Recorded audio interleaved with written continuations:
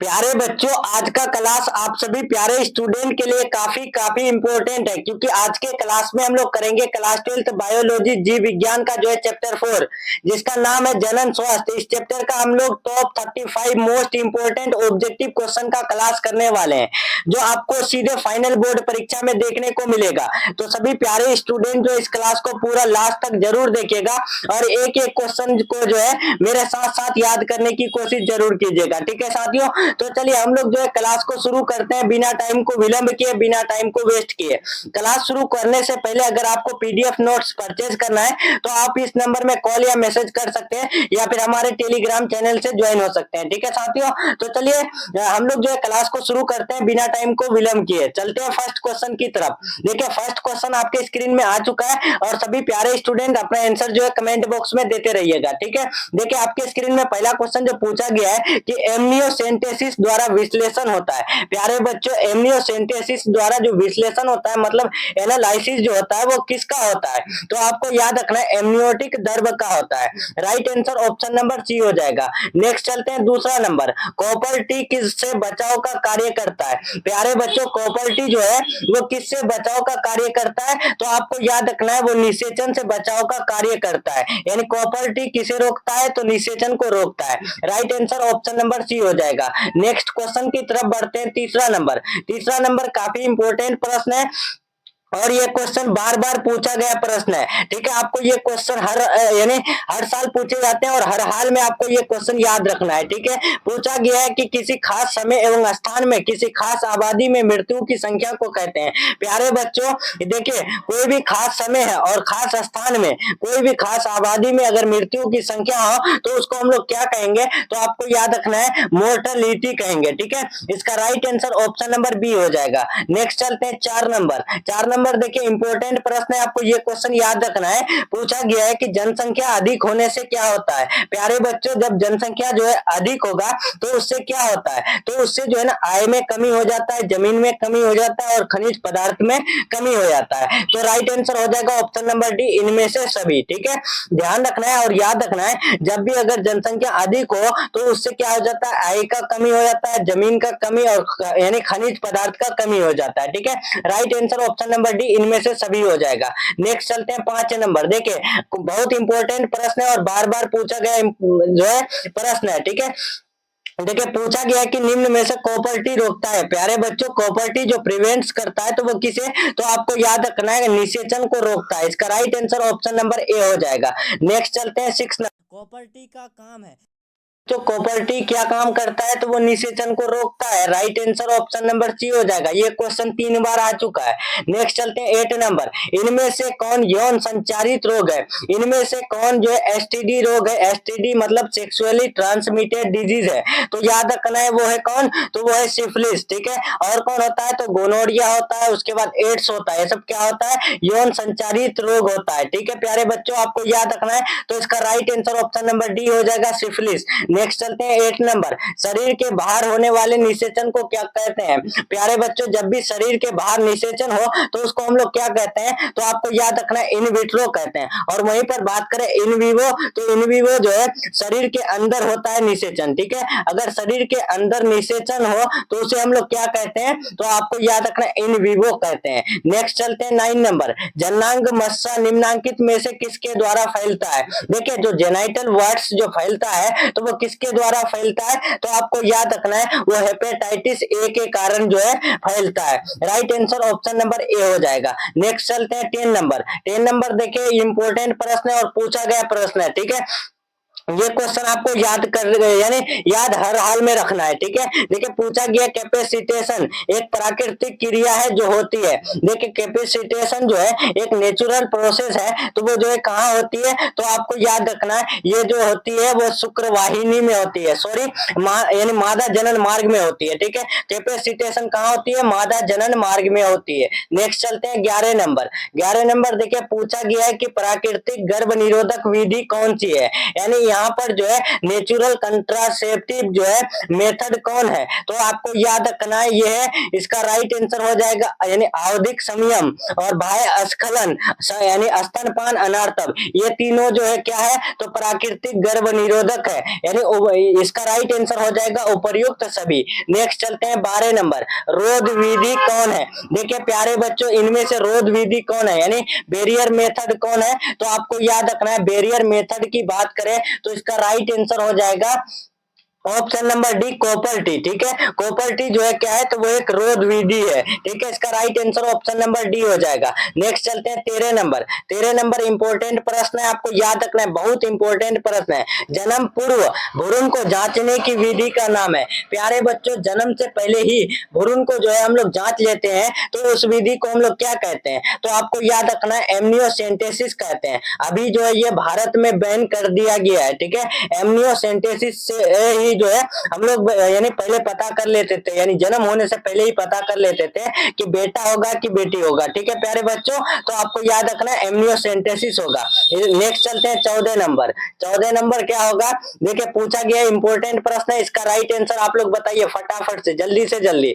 देखिए पूछा गया जन्म नियंत्रण की एक विधि है। प्यारे बच्चों जन्म नियंत्रण की एक विधि कौन है, तो आपको याद रखना है वो है आईयूडीएस। ठीक है, इसका राइट आंसर क्या होगा, ऑप्शन नंबर डी होगा। और आईयूडीएस का फुल फॉर्म जो होता है इंट्रा यूटेराइन डिवाइस सिस्टम होता है। ठीक है, नेक्स्ट चलते हैं 15 नंबर। देखिए पूछा गया है कि निम्न में से कॉपर टी रोकता है, कॉपर टी किसे रोकता है, तो आपको याद रखना है निषेचन को रोकता है। ठीक है, नेक्स्ट चलते हैं प्यारे बच्चों 16 नंबर आरयू। देखिए आरयू यानी 486 दवा प्रयोग की जाती है, तो वो किस रूप में हम लोग प्रयोग करते हैं आरयू 486 को, तो आपको याद रखना है इसे यानी गर्भपात का एक कारक के रूप में हम लोग जो है प्रयोग करते हैं। नेक्स्ट चलते हैं 17 नंबर, जन्म नियंत्रण की सर्वाधिक उपयुक्त विधि है। प्यारे बच्चों जन्म को रोकने के लिए जो है सबसे यानी अच्छा विधि कौन है, तो आपको याद रखना है बांध्याकरण। ठीक है, यानी जिसको हम लोग स्टेराइलाइजेशन कहते हैं। ठीक है, right answer option number D हो जाएगा। नेक्स्ट चलते हैं 18 नंबर। 18 देखिए पूछा गया है निम्न में से रिट्रोवायरस द्वारा उत्पन्न होता है। देखिए रिट्रोवायरस द्वारा कौन उत्पन्न होता है, तो आपको याद रखना है रिट्रोवायरस द्वारा जो उत्पन्न होता है वो एड्स होता है। ठीक है, एड्स क्या है तो वो एक एसटीडी रोग है, मतलब सेक्सुअली ट्रांसमिटेड डिजीज है। नेक्स्ट चलते हैं 19 नंबर, परिवार नियोजन प्रारंभ किया गया। परिवार नियोजन कार्यक्रम जो शुरू हुआ है तो वो कब हुआ है, तो आपको याद रखना है 1951 में जो है फैमिली प्लानिंग प्रोग्राम जो है स्टार्ट हुआ है। ठीक है, इसका right answer option number D हो जाएगा। नेक्स्ट चलते हैं 20 नंबर, जनसंख्या पर निबंध लिखा गया। प्यारे बच्चों जनसंख्या पर निबंध जो लिखे हैं वो कौन लिखे हैं, तो आपको याद रखना है ह्यूगो डी विरीज द्वारा लिखा गया है। नेक्स्ट चलते हैं 21, जनसंख्या का अध्ययन the study of population is called, तो इसका राइट आंसर हो जाएगा demography. The study of population is called demography. Next चलते हैं 22 नंबर, मानव जनसंख्या वृद्धि है। प्यारे बच्चों मानव जनसंख्या वृद्धि क्या है, तो आपको याद रखना है वो एक्सपोनेंशियल है। ठीक है, right answer option number C हो जाएगा। नेक्स्ट चलते हैं 23 नंबर। नेक्स्ट प्रश्न ये 23 नंबर बहुत इंपॉर्टेंट प्रश्न है, आपको याद रखना है ये क्वेश्चन। ठीक है, देखिए पूछा गया है मानव द्वारा कौन सी सबसे बड़ी कठिनता का सामना किया जा रहा है। प्यारे बच्चों जो यानी यहाँ पर पूछा गया which is the biggest problem faced by human, तो ह्यूमन जो है यानी बिगेस्ट प्रॉब्लम फेस करते हैं, तो वो कौन सा, क्या वो जनसंख्या विस्फोट, ओजोन परत का क्षरण, प्राकृतिक स्रोतों का क्षरण या फिर मृदा अपरदन, तो याद रखना है जनसंख्या विस्फोट का जो है कठिनता का सामना कर रहे हैं अभी मनुष्य। ठीक है, इसका right answer option number A हो जाएगा। नेक्स्ट चल 24 नंबर, जन्म नियंत्रण की सर्वाधिक उपयुक्त विधि है। प्यारे बच्चों यहाँ पूछा गया है कि जन्म नियंत्रण की सर्वाधिक उपयुक्त विधि जो है वो क्या है, तो आपको बता चुके हैं कि सबसे बेस्ट तरीका जो है यानी बर्थ कंट्रोल को यानी जन्म को रोकने का, तो वो है बांध्याकरण। ठीक है, स्टेराइलाइजेशन। ठीक है, इसका right answer option number D हो जाएगा। नेक्स्ट चलते नेक्स्ट प्रश्न 25 नंबर, देखिए काफी इंपॉर्टेंट प्रश्न है। देखिए पूछा गया है कि संतान उत्पत्ति नियंत्रण के क्या उपाय है। प्यारे बच्चों बर्थ कंट्रोल का जो सबसे अच्छा मेथड है तो वो क्या है, तो आपको याद रखना है संतान उत्पत्ति नियंत्रण के जो उपाय है वो है हार्मोनल विधियां, प्राकृतिक विधियां, यांत्रिक विधियां। ठीक है, ये तीनों है। Right answer option number D इनमें से सभी हो जाएगा। नेक्स्ट चलते हैं 26 नंबर, देखिए पूछा गया है कि निम्न में से कौन सी जन्म नियंत्रण युक्ति स्त्री द्वारा प्रयोग नहीं की जाती है। है। देखिए प्यारे बच्चों, इनमें से कौन सा जो है जन्म नियंत्रण युक्ति है जो यानी स्त्री द्वारा प्रयोग नहीं करते हैं? तो इसका right answer option number C हो जाएगा, निरोध। ठीक है,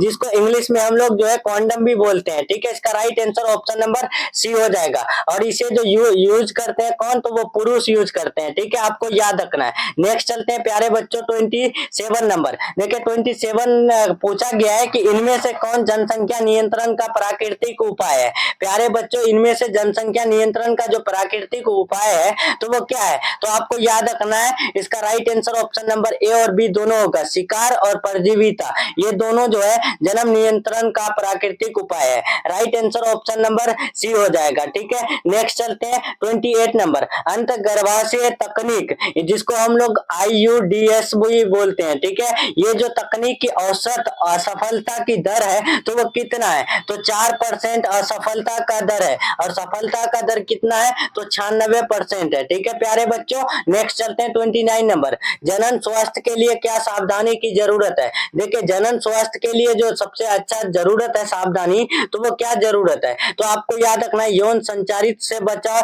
गर्भपात से बचाव और जो है गर्भवती का समुचित देखभाल। तो इसका right answer option number D, इनमें से सभी हो जाएगा। नेक्स्ट 30 नंबर, जनसंख्या परिणाम है। जनसंख्या विस्फोट का यानी पॉपुलेशन एक्सप्लोजन का जो परिणाम है तो वो क्या है? तो आपको याद रखना, आय में ह्रास, भूमि में ह्रास और खनिज का ह्रास, ये तीनों हो जाएगा। Right answer option number D, इनमें से। नेक्स्ट 31 नंबर, नियंत्रण के लिए हार्मोनल गर्भ निरोधक गोली प्रयुक्त है। प्यारे बच्चों, जनसंख्या नियंत्रण यानी बर्थ कंट्रोल या फिर पॉपुलेशन कंट्रोल के लिए हार्मोनल गर्भ निरोधक गोली जो है वो क्या है? तो आपको याद रखना है, माला डी, माला एन और सहेली, ये तीनों है। तो right answer option number D, इनमें से सभी हो जाएगा। और सहेली जो है वो साप्ताहिक यानी टेबलेट है। ठीक है, ये सप्ताह में लिया जाता है। नेक्स्ट चलते हैं 32 नंबर। 32 देखिए पूछा गया है कि निम्नांकित में से कौन जन्म दर नियंत्रण की शल्य विधि है? इनमें से जो है कौन जन्म दर नियंत्रण की शल्य विधि है? तो आपको याद रखना है, वैसोक्टोमी और ट्यूबेक्टोमी, ये दो जन्म दर नियंत्रण की शल्य विधि है यानी सर्जिकल मेथड है। Right answer option number C हो जाएगा। और वैसेक्टोमी किस में होता है? तो मेन में होता है, मतलब पुरुष में होता है, मेल में होता है। ठीक है, और वहीं पर बात करें ट्यूबेक्टोमी, तो ट्यूबेक्टोमी जो है वो फीमेल में होता है, स्त्री में होता है। ठीक है, नेक्स्ट चलते हैं प्यारे बच्चों 33 नंबर। इनमें से किसे रोकता है? तो बता चुके हैं कि निषेचन को रोकता है। नेक्स्ट चलते हैं 34 नंबर। क्लास कैसा लग रहा है आप लोग कमेंट में जरूर बताइएगा। इसके बाद हम लोग का लास्ट क्वेश्चन रहेगा। और पीडीएफ कोर्स अगर परचेज करना है तो आपको यहाँ कॉर्नर में नंबर दिख रहा होगा, इस नंबर में कॉल या मैसेज कर सकते हैं। ठीक है साथियों, तो देखिए 34 नंबर की महिलाओं में शल्य क्रिया बांध्याकरण यानी शल्य क्रिया द्वारा बांध्याकरण प्रक्रिया को कहते हैं। द सर्जिकल स्टेरिलाइजेशन यानी procedure in women is called. इसका राइट आंसर क्या होगा? तो आपको याद रखना है, यानी महिलाओं में शल्य क्रिया द्वारा बांध्याकरण प्रक्रिया को जो हम लोग कहते हैं नलिका उच्छेदन कहते हैं। Right answer option number A हो जाएगा। नेक्स्ट चलते हैं 35 नंबर, और ये आज का लास्ट प्रश्न है। ठीक है प्यारे बच्चों, ये लास्ट क्वेश्चन है और आप सभी जो है कमेंट में जरूर बताइएगा 35 में आप लोग का कितना सही हुआ। ठीक है, तो देखिए पूछा गया है निम्नांकित में कौन यौन संचारित रोग है? तो फटाफट से कमेंट में बता दीजिए। ठीक है, तो इनमें से कौन यौन संचारित रोग है? तो आपको याद रखना है एड्स जो है वो यौन संचारित रोग है। और कौन है? तो और है सिफिलिस। ठीक है, और कौन है? तो गोनोरिया, ये भी क्या है? तो ये जो है यौन संचारित रोग है, मतलब कि सेक्सुअली ट्रांसमिटेड डिजीज है। ठीक है प्यारे बच्चों, तो आपको याद रखना है, इसका right answer option number B हो जाएगा। तो चलिए मिलते हैं हम लोग नेक्स्ट क्लास में नेक्स्ट टॉपिक के साथ। क्लास कैसा लगा कमेंट में जरूर बताइएगा। चैनल से नए जुड़ रहे हैं, चैनल को सब्सक्राइब करके बेल आइकन प्रेस जरूर कर लीजिएगा। और आपको पीडीएफ कोर्स परचेज करना है तो यहाँ नंबर दिख रहा होगा, इस नंबर में कॉल या मैसेज कर सकते हैं। ठीक है, तो चलिए मिलते हैं नेक्स्ट वीडियो में। तब तक के लिए अपना ख्याल रखें और अपना स्टडी जारी रखें। Take care, thanks for watching.